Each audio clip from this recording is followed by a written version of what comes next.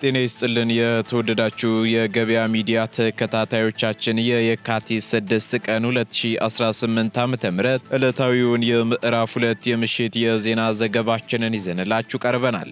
የተመረጡ ምጣኔ ሀብታዊ፣ ማህበራዊና ሌሎች አዳዲስ መረጃዎችን በዜና ዘገባችን ላይ አካተናል። አብራችሁን እንድትቆዩ እንጋብዛችኋለን። በቅድሚያም አርዕስቶችን። ሰርተፍኬት የሌለው ትዳር መያዝ አይችልም ተባለም። በዚህ ሚኒስቴር መስሪያ ቤቱ በከፍተኛ ሁኔታ እየጨመረ የመጣውን የፍቺ ቁጥር ለመግታትም ማንኛውም ሰው ከመጋባቱ በፊት እንደ መስፈርት የሚተገብረውና አስገዳጅ የሆነ አዲስ አሰራር ሊዘረጋ መሆኑ ተነግሯል። በዝርዝር ይዘነዋል። የኢትዮጵያ ወርሃዊ የዋጋ ግሽበት በጥር ወር መጠነኛ ጭማሪ ማስመዝገቡ ተገለጸ።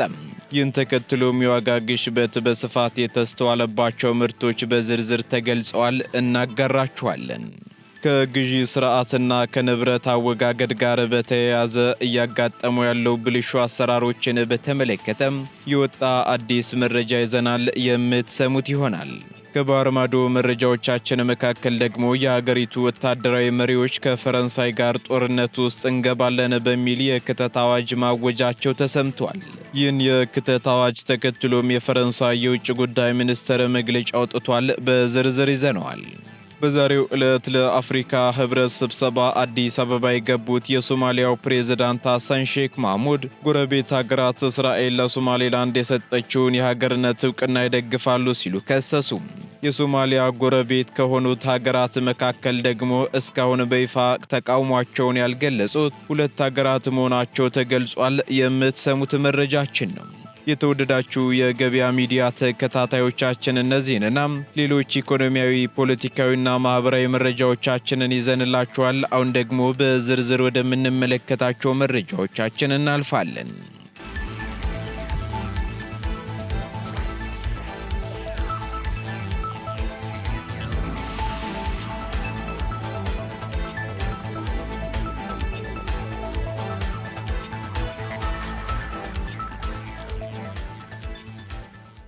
አስገዳጅ ቅድመ ጋብቻ ስልጠና ሰርተፍኬት ሊጀመር መሆኑ ተገለጸ።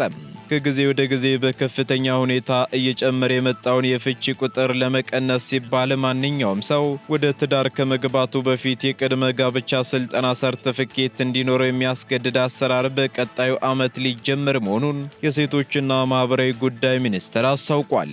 በሚኒስቴር መስሪያ ቤቱ የአረጋውያንና ቤተሰብ ጉዳዮች ዋና ስራ አስፈጻሚ አቶ ተስፋዬ ሮበሌ እንደገለጹት ይህን አሰራርም ከሃይማኖት ተቋማትና ከሀገር ሽማግሌዎች ጋር በመመካከር ተግባራዊ የሚደረግ ሲሆን ዋነኛ ዓላማውን በትዳር ግንባታ ዙሪያ ያለውን የግንዛቤ እጥረት በመቅረፍ የቤተሰብ መፍረስን መከላከል ነው ብለዋል።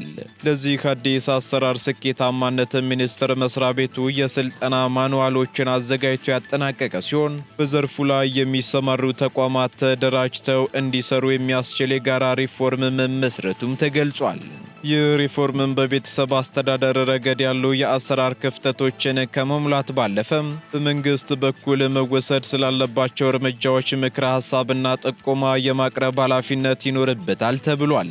እንደ አቶ ተስፋዬ ገለጻ ከሆነ ለሀገር ለውጥ መሰረቱ ቤተሰብ በመሆኑ በኢትዮጵያ የሚገኙ ከ20 ሚሊዮን በላይ ቤተሰቦችን ከፍቺ ለመታደግ ትኩረት ተሰጥቶ እየተሰራ ይገኛልም ብለዋል።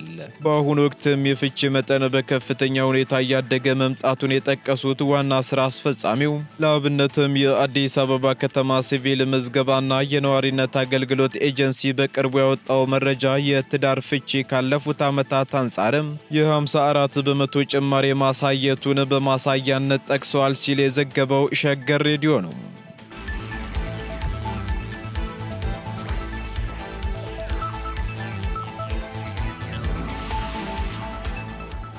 ሙስናን ለመከላከል በትውልድ ግንባታ ላይ ትኩረት ሰጥቶ መስራት እንደሚገባ ተገለጸ። ሙስናና ብልሹ አሰራርን ለመከላከል እንደ ሀገር በትውልድ ግንባታ ላይ ትኩረት ሰጥቶ መስራት እንደሚገባም በሕዝብ ተወካዮች ምክር ቤት የዲሞክራሲ ጉዳዮች ቋሚ ኮሚቴ አመላክቷል። ኮሚቴው ይህንን ያመላከተው የፌዴራል ስነ ምግባርና ጸረ ሙስና ኮሚሽን ባዘጋጀው የስልጠና መድረክ ማጠቃለያ ፕሮግራም ላይ ሲሆን ሙስናና ብልሹ አሰራሮችን ለመቅረፍም የስነ ምግባርና የአቅም ግንባታ ላይ ትኩረት ሰጥቶ መስራት እንደሚገባ የቋሚ ኮሚቴው ሰብሳቢ አቶ እውነቱ አለነ ተናግረዋል። በዚህም የሙስና ተጋላጭነትን ለመቀነስና አስቀድሞ ለመከላከል መሰረት የሚጥልና የምክር ቤት አባላት በክትትልና በቁጥጥር ስራዎቻቸው የተቋማትን አሰራሮች ለመፈተሽ የሚያግዝ መሆኑንም ገልጸዋል። በተጨማሪም ከግዢ ስርዓቱና ከንብረት አወጋገድ ጋር በተገናኘም እያጋጠሙ ያሉ ብልሹ አሰራሮችን ለመቅረፍ በእቅዳቸው መሰረት ተቋማት እየፈጸሙ መሆናቸውን የምክር ቤት አባላት ማረጋገጥ እንደሚጠበቅባቸውም ተመላክቷል። የፌዴራል ስነ ምግባርና ጸረ ሙስና ኮሚሽን ኮሚሽነር ዶክተር ሳሙኤል ኡርቃቶ በበኩላቸው ሙስናንና ብልሹ አሰራሮችን ለመከላከል ሶስቱም የመንግስት አካላት በትብብርና በቅንጅት መስራት እንደሚጠበቅባቸው ገልጸዋል። ኮሚሽነሩ አክለውም የቅድመ መከላከል ስራዎችን በመስራት ማስተማር፣ መከላከልና ሕግና ስርዓትን በማያከብሩ የተቋማት የሥራ ኃላፊዎች ላይ ደግሞ ተጠያቂነትን ማስፈን እንደሚገባ አስረድተዋል። ሙስናን ቀድሞ ለመከላከል ይረዳ ዘንድ ደግሞ ተቋማት የግዢ ፍላጎታቸውን በእቅድ ይዘው መፈጸማቸውን በየደረጃው ያሉ ምክር ቤቶች በማረጋገጥ ለጸረ ሙስና ትግሉ የበኩላቸውን አስተዋጽኦ ሊያደርጉ እንደሚገባም አሳስበዋል።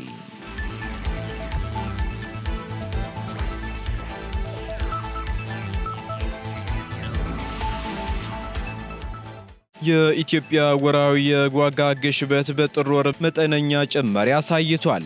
የኢትዮጵያ ስታቲስቲክስ አገልግሎት ባወጣው ሪፖርት መሰረት የጥር ወር የኢትዮጵያ ወርሃዊ አጠቃላይ የዋጋ ግሽበት 9.8 በመቶ ሆኖ መመዝገቡ ተገልጿል። ይህም በታህሳስ 2018 ዓ.ም ተመዝግቦ ከነበረው 9.7 በመቶ መጠነኛ ጭማሪ ያሳየ ሲሆን ካለፉት ዓመታት ባለ ሁለት አሃዝ ከፍተኛ ግሽበት ጋር ሲነጻጸር ደግሞ አንጻራዊ የዋጋ ማረጋጋት የታየበት ወቅት መሆኑ ተመላክቷል። ለአጠቃላይ የዋጋ ግሽበቱ መጠነኛ ጭማሪ ዋነኛው ምክንያት ደግሞ የምግብ ዋጋ መጨመር ሲሆን በሸማቾች የፍጆታ ዝርዝር ውስጥ ትልቁን ድርሻ የሚይዙት የምግብና አልኮል ያልሆኑ መጠጦች ዓመታዊ ግሽበት በጥር ወር ወደ 10.4 በመቶ ከፍም ብለዋል። ይህም በታህሳስ ወር ከነበረው 9.8 በመቶ ጭማሪ አሳይቷል ነው የተባለው። በተለይም በስጋ፣ በወተት ተዋጽኦችና በስኳርና ጣፋጭ ምግቦች ላይ እንዲሁም የአትክልት ዋጋ ላይ መጠነኛ ጭማሪ አሳይቷል። ከምግብ ዋጋ መናር በተቃራኒ ደግሞ ምግብ ነክ ያልሆኑ ምርቶች ግሽበት በአጠቃላይ ኢኮኖሚው ላይ የማረጋጋት ሚና ተጫውተዋል የተባለም ሲሆን ምግብ ነክ ያልሆኑ ዓመታዊ ዋጋ ግሽበት ደግሞ በታህሳስ ወር ከነበረበት 9.6 በመቶ በጥር ወር ወደ 9.0 በመቶ ዝቅ ማለቱም ተገልጿል። የትራንስፖርት ወጪ በ17.1 በመቶ ወርሃዊ ጭማሪ ከፍተኛ ሆኖ ቢቀጥልም እንደ ቤት ኪራይ፣ ውሃና ኤሌክትሪክ ያሉ ዘርፎች ደግሞ ካለፉት ዓመት ተመሳሳይ ወቅት ጋር ሲነጻጸሩ የ1.4 በመቶ ብቻ ጭማሪ በማሳየት ከፍተኛ መረጋጋትን አሳይተዋል። የወር በወር መረጃው በሁለት ወቅቶች መካከል ያለውን የዋጋ ለውጥ በግልጽም ያሳያል። ታህሳስ 2018 ዓ.ም ከህዳር ወር ጋር ሲነጻጸር የ0.3 በመቶ የአጠቃላይ ዋጋ ቅናሽ የታየበት ቢሆንም በጥር 2018 ዓ.ም ግን ካለፈው ወር ጋር ሲነጻጸር የ0.7 በመቶ የአጠቃላይ ዋጋ ጭማሪ አሳይቷል። ይህ የረጅም ጊዜ ዓመታዊ ግሽበቱ ካለፈው ዓመት ጥር ወር 15.5 በመቶ በእጅጉ ያነሰ ቢሆንም ሸማቾች አሁንም በመሰረታዊ ቁሳቁሶች ላይ የወር በወር የዋጋ ጫና እያጋጠማቸው መሆኑን ይጠቁማሉ። የኢኮኖሚ ተንታኞች እነዚህን አሃዞች መንግስት የዋጋ ግሽበትን ለመቆጣጠር የሚያደርገው ጥረት ውጤት እያመጣ መሆኑን እንደ ማሳያም ያመላክታሉ። በ2018 በጀት ዓመት መጀመሪያ ላይ ከነበረው 17.0 በመቶ አጠቃላይ ግሽበት አሁን ወዳለው ነጠላ አሃዝ መውረዱ በሀገሪቱ የማክሮ ኢኮኖሚ ላይ ጉልህ ለውጥ ማምጣቱን ቢያሳየም በጥር ወር የታየው መጠነኛ ጭማሪ በምግብ ምርቶች ገበያ ላይ ያለው አለመረጋጋት ገና መቀጠሉንም ያሳያል።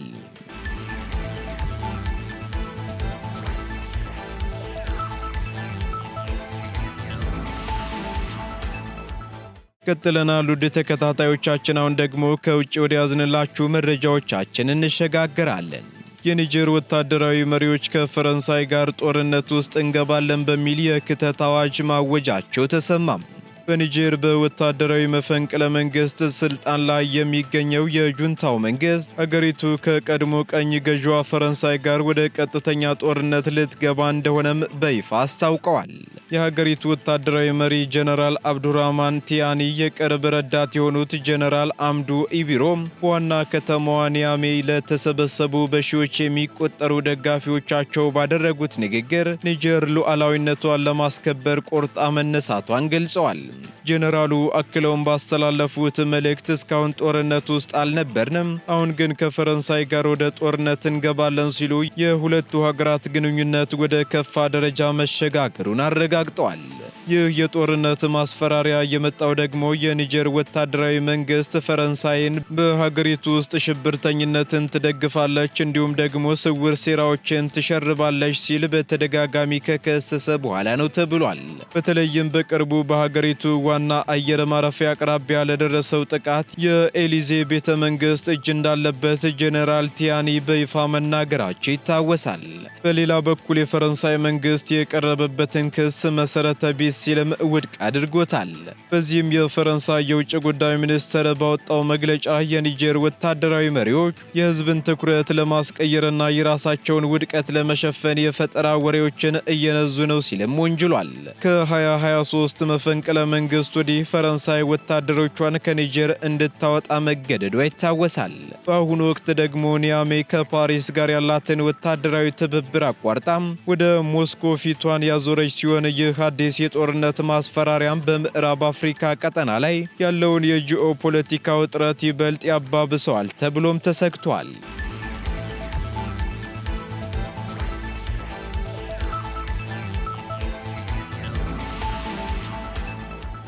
ፕሬዝዳንት ሐሰን ሼክ ጎረቤት ሀገራት እስራኤል ለሶማሌላንድ የሰጠችውን እውቅና ይደግፋሉ ሲሉ ከሰሱም። በዛሬው ዕለት ለአፍሪካ ህብረት ስብሰባ አዲስ አበባ የገቡት የሶማሊያው ፕሬዝዳንት ሐሰን ሼክ ማህሙድ ስማቸውን ያልጠቀሷቸው ጎረቤት ሀገራት እስራኤል ለሶማሌላንድ የሰጠችውን የሀገርነት እውቅና ይደግፋሉ ሲሉ ክስ አቅርበዋል።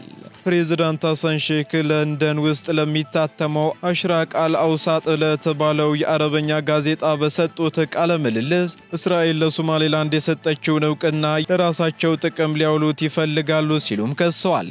ፕሬዝዳንቱ ለዚህ ክሳቸው የትኛውንም ሀገር በስም ያልጠቀሱ ሲሆን አንዳንድ የቀጠናው ሀገራት ይህንን አጋጣሚ የሶማሊያን አንድነትና የቀጠናውን መረጋጋት ለአደጋ አጋልጠው ጠባብና የአጭር ጊዜ ጥቅማቸውን ለማሳካት ይፈልጋሉም ብለዋል። በተጨማሪም የትኛውንም ሀገር በስም መጥቀስ አልፈልግም ያሉት ፕሬዝዳንቱም ነገር ግን ይህንን እውቅና አንዳንዶች ውስን ጥቅም ማግኘት የሚያስችላቸው አድርገው ሊመለከቱት ይችላሉ በማለትም ተናግረዋል። እስራኤል ባለፈው ታህሳስ ወር ሶማሊያ የግዛቷ አካል አድርጋ ለምትቆጥራትና የራሷን ነጻ ሀገርነት ላወጀችው ሶማሌላንድ እውቅና ከሰጠች በኋላ ሶማሊያን በመደገፍ በርካታ ሀገራትና ተቋማት ተቃውሟቸውን ገልጸዋል። ነገር ግን የሶማሊያ ጎረቤት ከሆኑት ሀገራት መካከል እስካሁን በይፋ ተቃውሟቸውን ወይንም ድጋፋቸውን ያልገለጹት ኢትዮጵያና ኬንያ መሆናቸው ተገልጿል። ኢትዮጵያ ከ2 ዓመታት በፊት ከሶማሌላንድ ጋር ስምምነት ላይ በደረሰችበት ጊዜም ከሶማሊያ ጋር ውዝግብ ውስጥ ገብታ እንደነበር ይታወሳል። የሶማሊያው ፕሬዝዳንት የሀገራቸው የግዛት አንድነት ሊታጠፍ የማይገባው ቀይ መስመር ነው በማለት አስጠንቅቀው መንግስታቸው የሶማሊያ ሉዓላዊነት ለማስጠበቅ የተለያዩ ፖሊሲዎችን እየተጠቀመ እንደሆነም ተናግረዋል።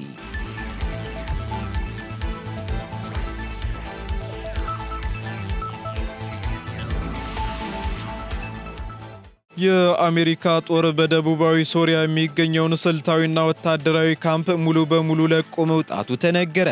የአሜሪካ ጦር በደቡባዊ ሶሪያ ስልታዊ በሆነ ቦታ የሚገኘውንና ለዓመታት ሲቆጣጠረው የነበረውን የአልታንፍ ወታደራዊ ካምፕ ሙሉ በሙሉ ለቆ መውጣቱን የአሜሪካ ማዕከላዊ እዝ አስታውቋል።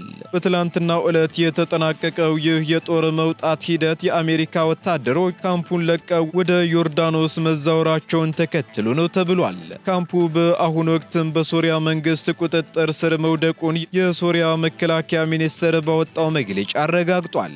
አልታፍ ደግሞ በሶሪያ በኢራቅና በዮርዳኖስ ድንበር መገናኛ ላይ የሚገኝ ሲሆን የአሜሪካ ጦር ካምፑን ሲጠቀም የቆየው አይኤስአይኤስን ለመዋጋትና የኢራንን ቀጠናዊ እንቅስቃሴ ለመገደብ እንደነበር ተነግሯል። በመሆኑም የአሜሪካ መንግስት ይህንን ውሳኔ የወሰደው በሶሪያ ካለው አዲስ አስተዳደር ጋር ያለውን ግንኙነት ለማሻሻልና ወታደራዊ ይዞታውን ለመቀነስ ካለው ፍላጎት በመነሳት እንደሆነም ተገልጿል። ይህ እርምጃም ታዲያ በቀጠናው ያለውን የኃይል ሚዛን ሊቀይር እንደሚችል የፖለቲካ ተንታኞች እየተናገሩ ይገኛሉ። የአሜሪካ ጦር ከአካባቢው ቢወጣም ግን የአሸባሪ ቡድኖችን እንቅስቃሴም ከጎረቤት ሀገር ዮርዳኖስ ሆኖ በቅርብ እንደሚከታተልም አስታውቋል።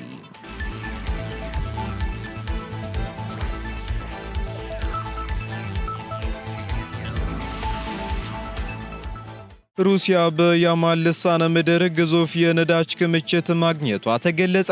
ሩሲያ በዓለም እጅግ አስቸጋሪ ከሆኑት የአትላንቲክ አካባቢዎች አንዱ በሆነው ያማል ልሳነ ምድር ላይ አዲስና ግዙፍ የነዳጅ ክምችት ማግኘቷን በማብሰር የኢነርጂ አቅሟን አጠናክራለች ተብሏል። የሀገሪቱ ታዋቂው ግዙፍ የነዳጅ ኩባንያም ባወጣው መግለጫም አዲስ የተገኘው ይህ መስክ በውስጡ 55 ሚሊዮን ቶን የሚገመት የነዳጅ ክምችት እንዳለው አስታውቋል። ይህ ግኝትም በያማሎ ኔኔትስ የራስ ገዝ ቀጠና ውስጥ ባለፉት 30 ዓመታት ከተገኙት ትላልቅ የነዳጅ ክምችቶች መካከል አንዱ ነው የተባለ ሲሆን ሩሲያ በአትላንቲክ ቀጠና ያላትን የኢንዱስትሪ የበላይነት ይበልጥ የሚያጎላ ሆኖ ተገኝቷል ነው የተባለው። ይህ ግኝትም የተረጋገጠው ለ3 ተከታታይ ዓመታት በተደረገ ጥልቅ የቴክኒክ ጥናትና በላቁ የዲጂታል ሞዴሊንግ ምርመራዎች መሆኑ ተገልጿል። መሐንዲሶችም በግምት 2.7 ኪሎ ሜትር ጥልቀት ያለው ጥራት ያለው ሲሆን የጋዝፕሮም ኔፍት ዋና ስራ አስፈጻሚ አሌክሳንደር ዲዮኮቭ እንደገለጹት ከሆነ ደግሞ ይህ ስኬት ኩባንያው ከመሬት በታች ያሉ ሀብቶችን ለመለየት የሚጠቀሙባቸው የዲጂታል ቴክኖሎጂዎችና አርቲፊሻል ኢንተለጀንስ ውጤታማነት ማሳያ ነው ሲሉም ገልጸዋል። በዚህም በዓለም አቀፍ ደረጃ የነዳጅ ፍላጎትና ዋጋ በሚያዋዥቅበት በዚህ ወቅትም እንዲህ ያሉ ግዙፍ ክምችቶች ለሩሲያ ብሔራዊ በጀትና ለአትላንቲክ ልማት ፕሮጀክት ዋስትና እንደሚሆኑም ተመላክቷል።